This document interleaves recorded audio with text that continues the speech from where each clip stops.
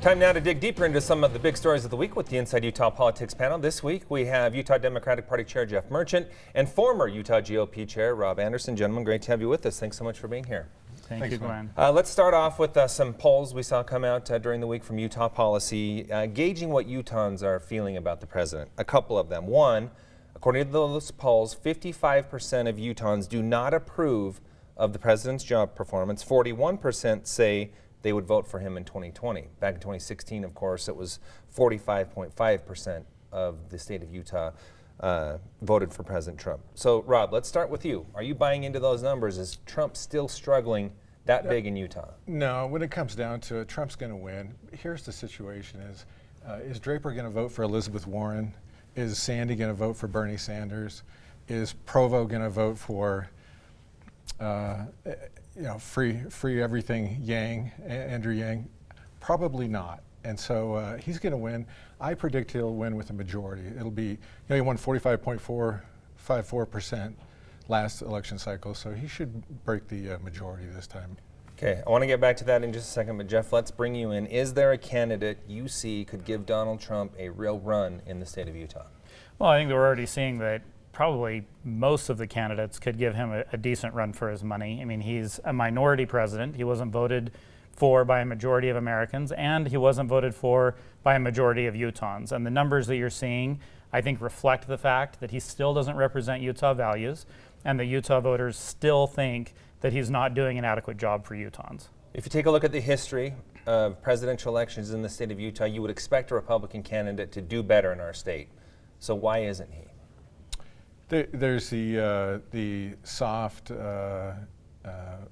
Mormon vote. There's a large anti-Trump movement in Utah, and that's clear by the McMullen vote, which was 20% last election cycle. So those people will either not fill out the ballot or choose to vote for someone else if they have that opportunity. But still, again, the state goes red. When you take a look at these numbers, do you see that as an opportunity for the Democrats in the state of Utah? Absolutely. I mean, we've got a number of people that are in our delegation who have literally done nothing to support even looking into some of the allegations that the president has been allegedly involved in. And I think that it's a huge opportunity, not just for Democrats, but for us as Americans to start looking towards what it really means for us to be a democracy, as opposed to just being two partisan groups of people fighting with each other all the time. Do you see one candidate in the field, though, that could do better against President Trump in the state of Utah than others? I think that Utah tends to be more moderate, particularly when it comes to our presidential candidates. I think that's why, frankly, we're seeing problems with Donald Trump in Utah. But I think that at this point, most of the candidates that are out there are people that Utah voters can recognize as sharing their values. Some of them no, but I think that most of them, I think most Utahns would be comfortable voting for over Donald Trump. Rob, let's bring you back in. One point that Jeff just brought up, I want to get your take on. Utah's delegation and how they're responding to the impeachment inquiry. Jeff brings up that, the majority of the delegation not doing anything to investigate into that. Your thoughts there? Well, the allegations are out there, and the fact that it's the Democratic Party who typically, by and large, have been operating in secret. So the Republican side of the House hasn't been involved in any of those discussions or any of those investigations. And so I think once the vote, if it ever occurs, which I doubt it will, but if they vote for it, now the Republican and the minority side can start issuing subpoenas and doing the investigation. But until then, these are allegations. Okay, one member of our congressional delegation that has been speaking out, outspoken on it, is Senator Romney. So let's move to that. A potential Romney 2020.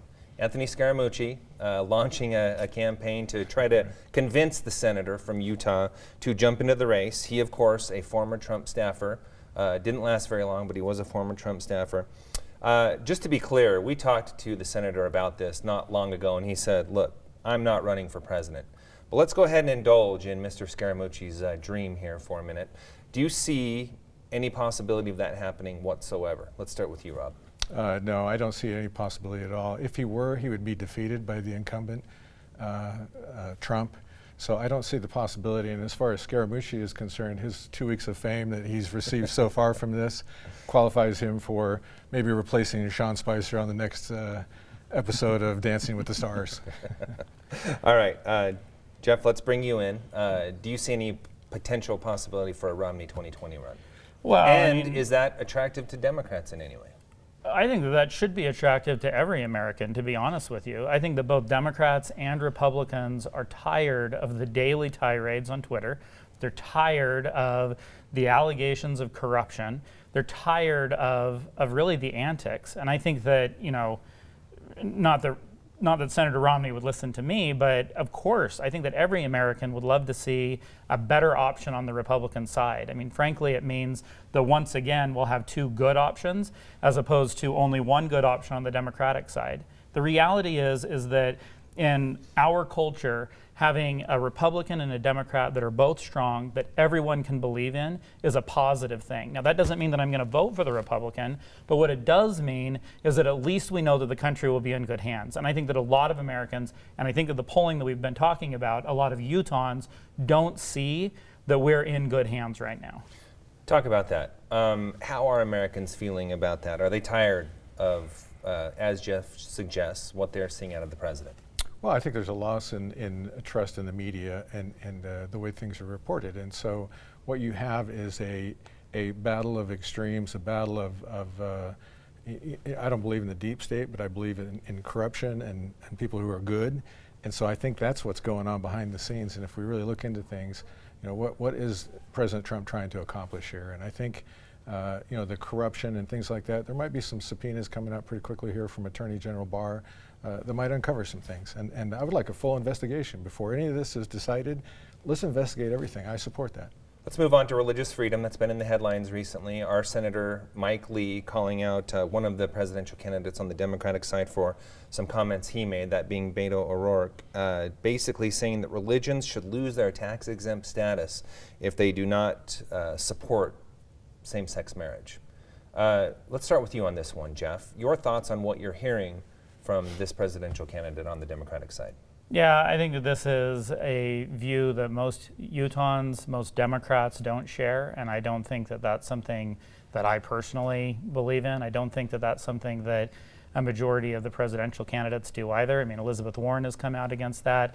Mayor Buttigieg has come out against that. He's a gay man, so even he believes that this is something that is not appropriate.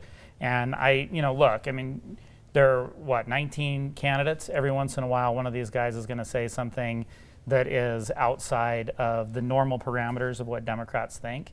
And, I think that that's to be expected every once in a while, and I don't think it's a view that most of us believe in.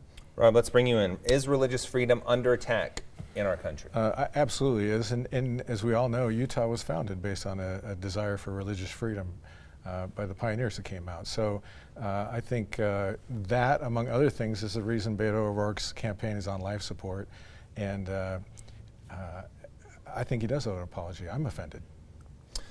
Should he come out and apologize and take that back? His campaign's already started to take steps to back off of those comments. Look, if that's what his view is, I don't think that there's anything wrong with someone having that view. I think that view is wrong, and I think that view is probably not going to help him in his run. But the reality is that if that's his fundamental view, then he should have it. There's 1,000 things that Donald Trump has said in the last 2 weeks that have deeply offended me, and I think that's deeply offended a lot of Americans, and we don't get apologies any day of the week. The things that he's talking about, racism, sexism, anti-LGBTQ, those are things that should be apologized for. Someone coming out and saying this is my policy view, I think that's a little bit different. Rob, let's bring you in on one other point here. In general, what we're hearing from the Democratic side, do you hear mostly extreme voices and suggestions there? Well, I think the party has been drawn farther to the right, which doesn't appeal to the American citizen more. We've always known that 2/3 of America is slightly right of center, and when you go to the more extremes, you lose votes out there. So do you mean you see the party going further to the left? I do. Okay. I think the just wanted to clarify that because you said right. Yeah. So, okay. Did I say right? I apologize. So the gang, AOC, and those groups have actually drawn the party further to the left a little bit in the media, and I don't know that that's going to garnish votes for them. All right. One last thought before we're out of time. Yeah, look, I think that in our culture right now, we suffer from what I call the tyranny of the loud. And there are going to be people on both the Republican side and the Democratic side that are loud and have their views, but that doesn't necessarily represent the entirety of the Democratic Party. Okay, we're going to have to end it on that note. Gentlemen, great discussion. Thanks so much for being here.